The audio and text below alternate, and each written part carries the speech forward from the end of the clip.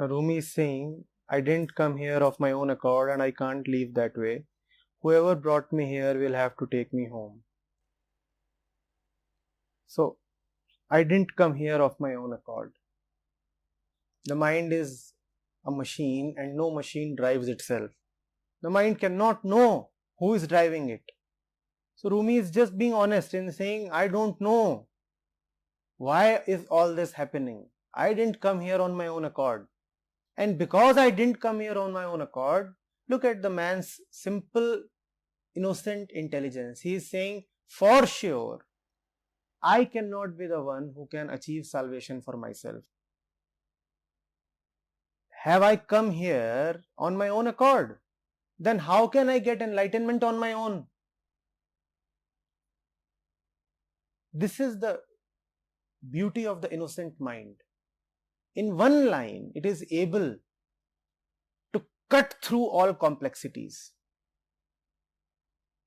A complex mind, an analytical and comparative mind, would probably write 250 pages on this. What is salvation? What is liberation? What is freedom? Is there anything called enlightenment at all? Is it possible for the mind to be silent at all?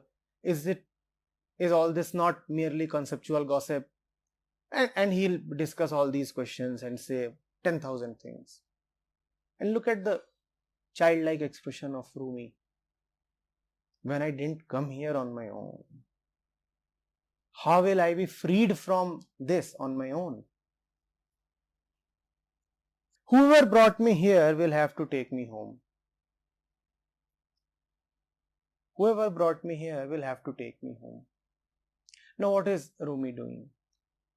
We just discussed the question posed by Priya. Rumi is saying, from level 2 to level 1, you will have to take me.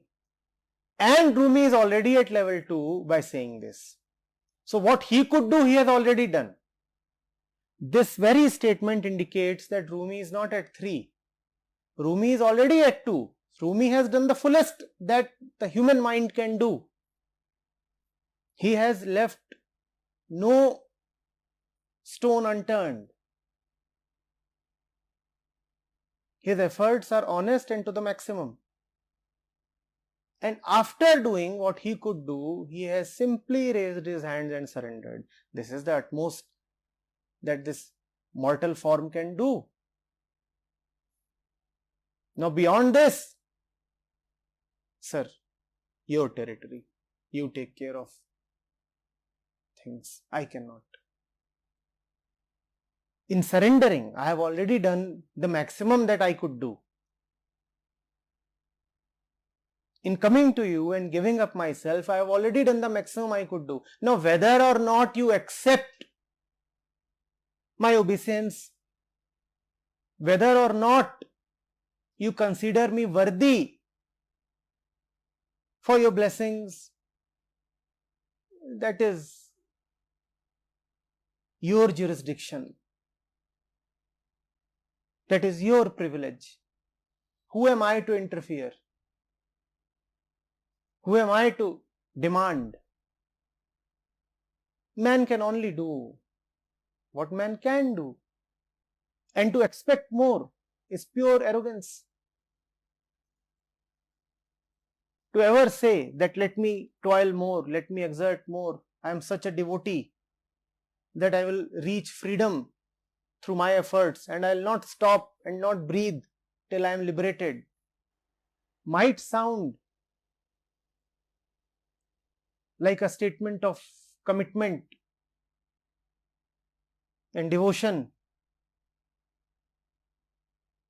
and a deep mystical thirst, but it is actually just arrogance.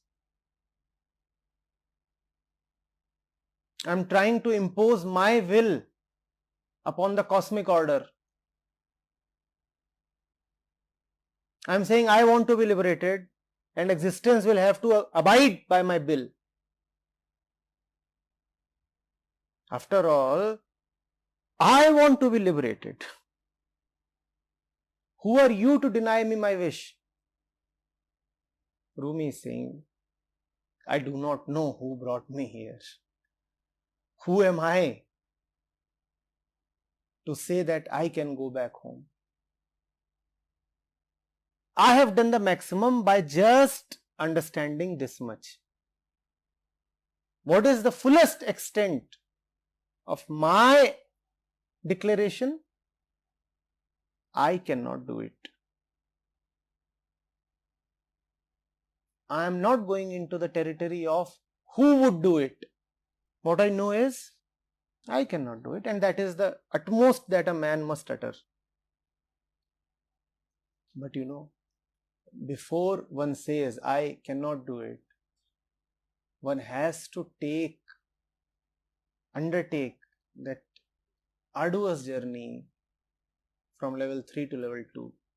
If at level 3 you say, I cannot do it, then it is just a cunning statement.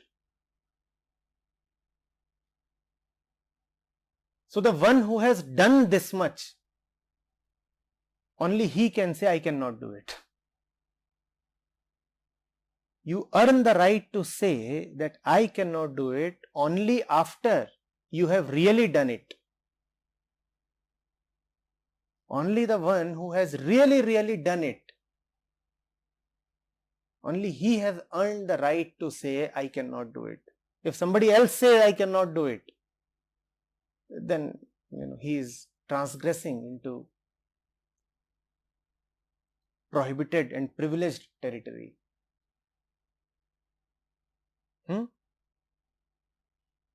It's just like saying, I am not the body. To say I am not the body, you must have really covered a lot of distance as a body. You are not expressing achievement, you are only denying something. But even that denial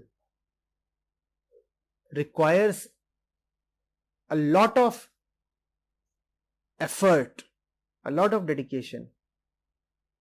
Usually people assert something after getting it. Usually when people say that I have achieved something, I am something, it is a statement of achievement, it is a statement of positive acquisition. I have something. But in the world of spirituality, you work a lot to not to say that you have something, but to say that you have lost something. And this difference is everything. In the world, you work a lot to claim that you have achieved something. And in the world of truth, you work a lot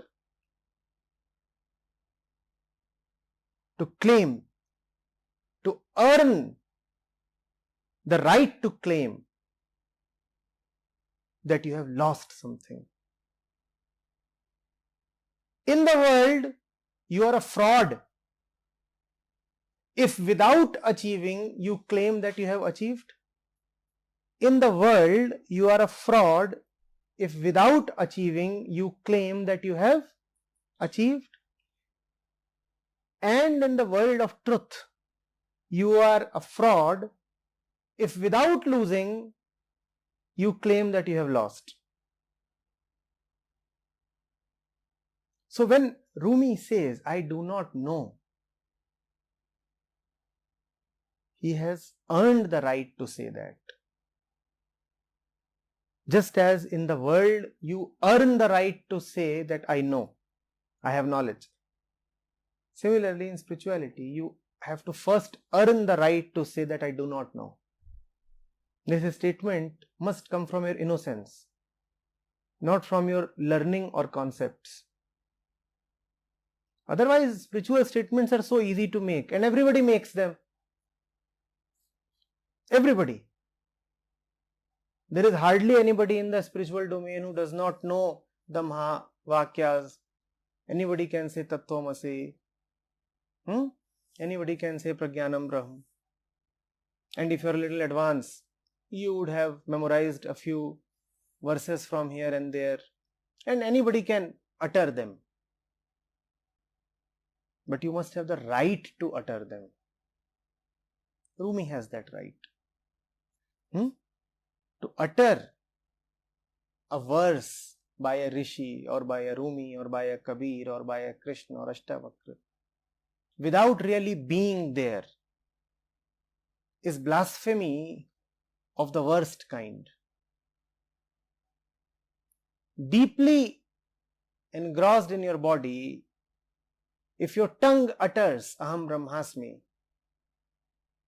then this is going to be punished. Existence is not going to forgive you. Are you getting this? So just don't go by the aesthetic appeal of Rumi's words. He is not a poet. These are mystical utterances. You must be Rumi to utter them. Now don't take that as a warning. Take that as an invitation. Because the ego could easily say, I am nowhere close to being Rumi, so why should I read Rumi? I am nowhere close to being Ashtavakra, so why should I read Ashtavakra? If I read Ashtavakra, that would be hypocrisy. If I memorize his verses, it would be hypocritical. So why should I do that? The ego can come up with this kind of a cunning argument to keep you away from the saints. So I am saying it is not a warning, it is an invitation. If it could happen to Rumi, it could happen to you as well.